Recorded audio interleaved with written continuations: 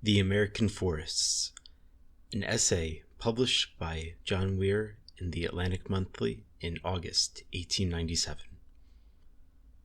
The forests of America, however slighted by man, must have been a great delight to God, for they were the best he ever planted. The whole continent was a garden, and from the beginning it seemed to be favored above all the other wild parks and gardens of the globe. To prepare the ground, it was rolled and sifted in seas with infinite loving deliberation and forethought, lifted into the light, submerged, and warmed over and over again, pressed and crumpled into folds and ridges, mountains and hills, subsoiled with heaving volcanic fires, plowed and ground and sculptured in scenery and soil with glaciers and rivers, every feature growing and changing from beauty to beauty, higher and higher.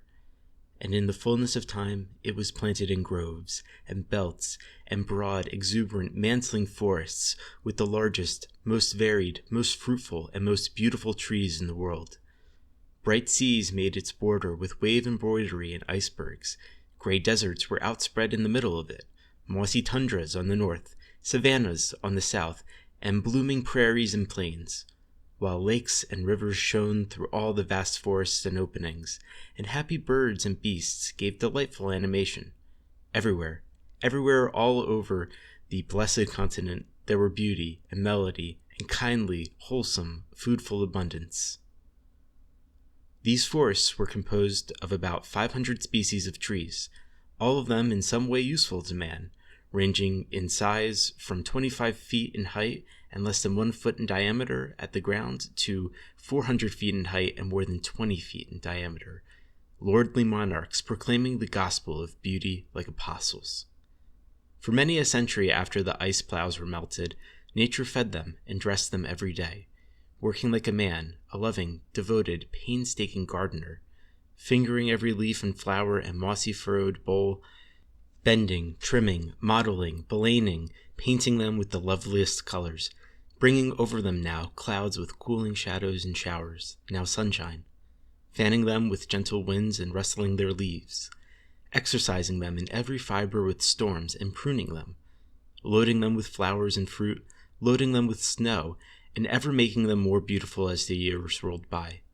Wide-branching oak and elm in endless variety, walnut and maple, chestnut and beech, ilex and locust, touching limb to limb, spreading a leafy, translucent canopy along the coast of the Atlantic over the wrinkled folds and ridges of the Alleghanies. A green, billowy sea in summer, golden and purple in autumn, pearly gray like a steadfast, frozen mist of interlacing branches and sprays in leafless, restful winter. To the southward stretched dark, level-topped cypresses in knobby, tangled swamps, grassy savannas in the middle of them like lakes of light, groves of gay, sparkling spice trees, magnolias and palms, glossy-leaved and blooming and shining continually. To the northward, over Maine and the Ottawa, rose hosts of spiry, rosiny evergreens, white pine and spruce, hemlock and cedar, shoulder to shoulder, laden with purple cones, their myriad needles sparkling and shimmering, covering hills and swamps, rocky headlands and domes, ever bravely aspiring and seeking the sky. The ground in their shade, now snow-clad and frozen, now mossy and flowery, beaver meadows, here and there, full of lilies and grass, lakes gleaming like eyes, and a silvery embroidery of rivers and creeks, watering and brightening all the vast, glad wilderness. Thence westward were oak and elm, hickory and tupelo, gum and liriodendron, sassafras and ash, linden and laurel, spreading on ever wider in glorious exuberance over the great fertile basin of the Mississippi, over damp level bottoms, low dimpling hollows, and round dotting hills, embossing sunny prairies and cheery park openings, half sunshine, half shade, while a dark wilderness of pines covered the region around the Great Lakes. Thence still westward swept the forests to right and left around grassy plains and deserts 1,000 miles wide, irrepressible hosts of spruce and pine, aspen and willow, nut pine and juniper, cactus and yucca, caring nothing for drought, extending undaunted from mountain to mountain over mesa and desert, to join darkening multitudes of pines that covered the high rocky ranges and the glorious forests along the coast of the moist and balmy Pacific, where new species of pine, giant cedars and spruces, silver firs and sequoias, kings of their race, growing close together like grass in a meadow, poised their brave domes and spires in the sky 300 feet above the ferns and lilies that enameled the ground, towering serene through the long centuries, preaching God's forestry fresh from heaven. Here the forests reached their highest development. Hence they were wavering northward over icy Alaska, brave spruce and fir, poplar and birch, by the coasts and the rivers, to within the sight of the Arctic Ocean. American forests, the glory of the world. Surveyed thus from east to west, from north to the south, they are rich beyond thought, immortal, immeasurable, enough and to spare for every feeling, sheltering beast and bird, insect and son of Adam. And nobody need have cared had there been no pines in Norway, no cedars and deodars in Lebanon and the Himalayas, no vine-clad selvas in the basin of the Amazon. With such variety, harmony, and triumphant exuberance, even nature, it would seem, might have rested content with the forests of North America, and planted no more. So they appeared a few centuries ago, when they were rejoicing in wildness. The Indians with stone axes could do them no more harm than could gnawing beavers and browsing moose. Even the fires of the Indians and the fierce shattering lightning seemed to work together only for good in clearing spots here and there for smooth garden prairies and openings for sunflowers seeking the light. But when the steel axe of the white man rang out in the startled air, their doom was sealed. Every tree heard the bodeful sound, and pillars of smoke gave the sign in the sky. I suppose we need not go mourning the buffaloes. In the nature of things, they had to give place to better cattle, though the change might have been made without barbarous wickedness. Likewise, many of nature's 500 kinds of wild trees had to make way for orchards and cornfields. In the settlement and civilization of the country, bread more than timber or beauty was wanted, and in the blindness of hunger, the early settlers, claiming heaven as their guide, regarded God's trees as only a larger kind of pernicious weeds, extremely hard to get rid of. Accordingly, with no eye to the future, these pious destroyers waged interminable forest wars. Chips flew thick and fast. Trees in their beauty fell crashing by the millions, smashed to confusion, and the smoke of their burning has been rising to heaven for more than 200 years. After the Atlantic coast from Maine to Georgia had mostly been cleared and scorched into melancholy ruins, the overflowing multitude of bread and money seekers poured the Alleghanies into the fertile Middle West, spreading ruthless devastation ever wider and farther over the rich valley of the Mississippi and the vast shadowy pine region around the Great Lakes. Thence, still westward, the invading horde of destroyers called settlers made its fiery way over the broad Rocky Mountains, felling and burning more fiercely than ever, until at last it had reached the wild side of the continent and entered the last of the great aboriginal forests on the shores of the Pacific. Surely, then, it should not be wondered at that lovers of their country, bewailing its baldness, are now crying aloud, "Save what is left of the forests!" Clearing has surely now gone far enough. Soon timber will be scarce, and not a grove will be left to rest in or pray in. The remnant protected will yield plenty of timber, a perennial harvest for every right use, without further diminution of its area, and will continue to cover the springs of the rivers that rise in the mountains and give irrigating waters to the dry valleys at their feet, prevent wasting floods, and be a blessing to everybody forever. Every other civilized nation in the world has been compelled to care for its forests, and so must we if waste and destruction are not to go on to the bitter end, leaving America as barren as Palestine or Spain. In its calmer months, in the midst of bewildering hunger and war and restless over-industry, Prussia has learned that the forest plays an important part in human progress, and that the advance in civilization only makes it more indispensable. It has, therefore, as shown by Mr. Pinchot, refused to deliver its forests to more or less speedy destruction by permitting them to pass into private ownership.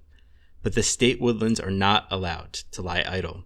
On the contrary, They are made to produce as much timber as is possible without spoiling them. In the administration of its forests, the state righteously considers itself bound to treat them as a trust for the nation as a whole, and to keep in view the common good of the people for all time. In France, no government forests have been sold since 1870.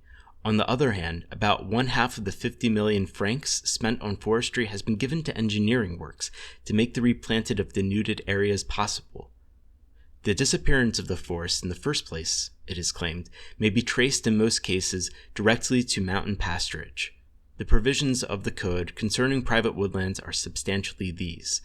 No private owner may clear his woodlands without giving notice to the government at least 4 months in advance, and the Forest Service may forbid the clearing on the following grounds: to maintain the soil on mountains, to defend the soil against erosion and flooding by rivers or torrents, to ensure the existence of springs and watercourses, to protect the dunes and seashore, etc. A proprietor who has cleared his forest without permission is subject to heavy fine, and in addition may be made to replant the cleared area.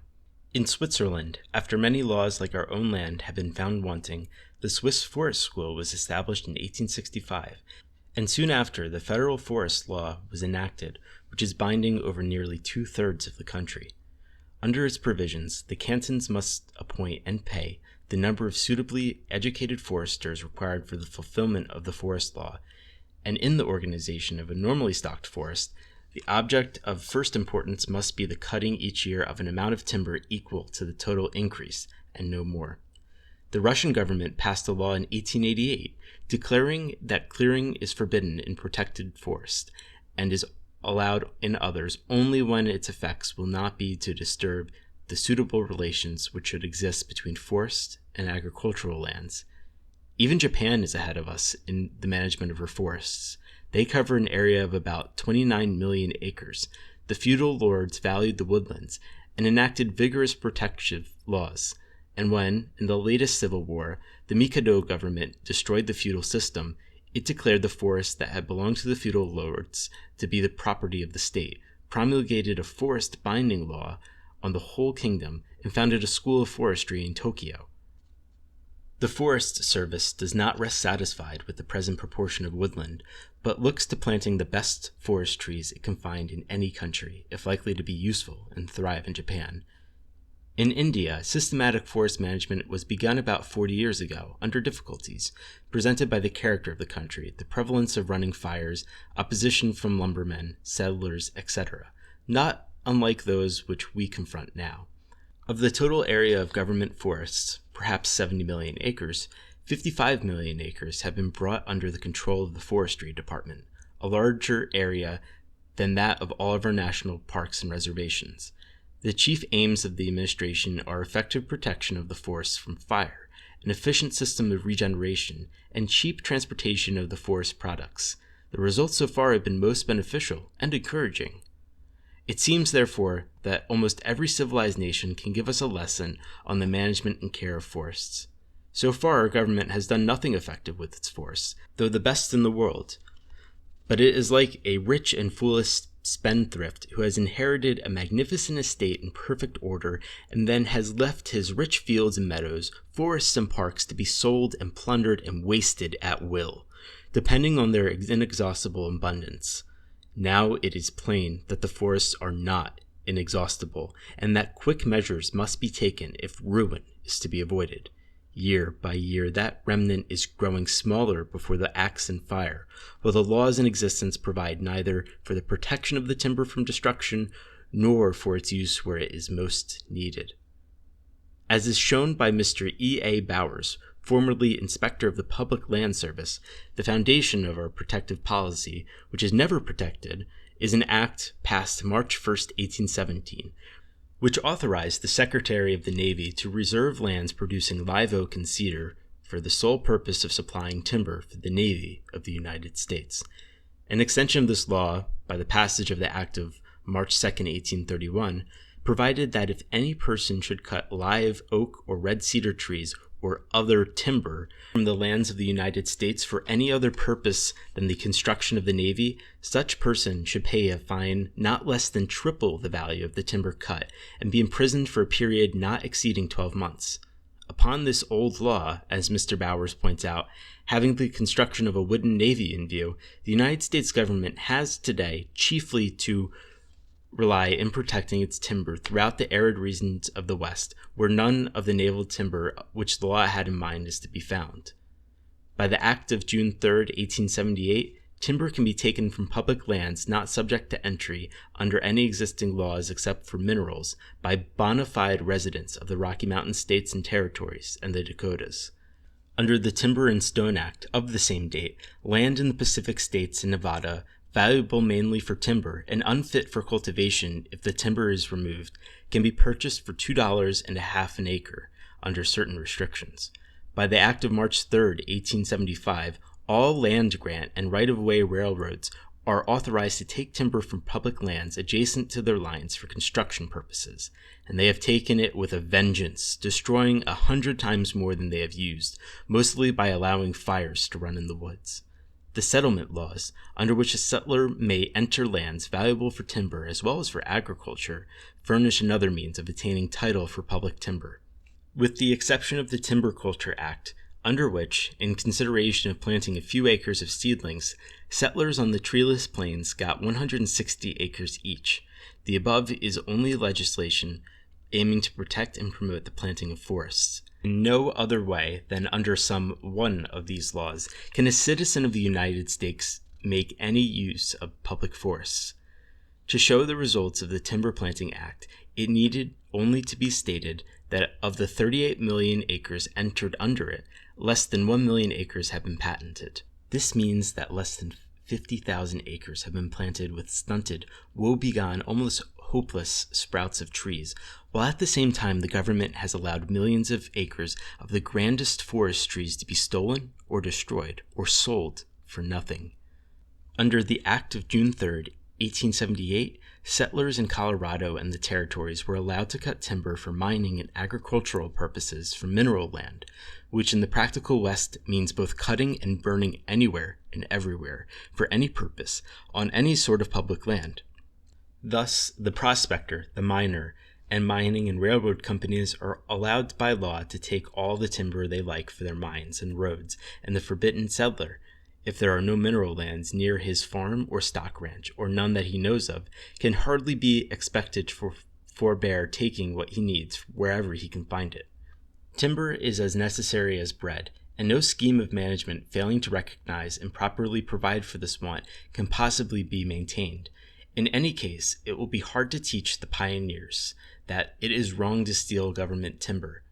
Taking from the government is with them the same as taking from nature, and their consciences flinch no more in cutting timber from wild forests than in drawing water from a lake or river. As for reservation and protection of forests, it seems as silly and needless to them as protection and reservation the ocean would be, both appearing to be boundless and inexhaustible.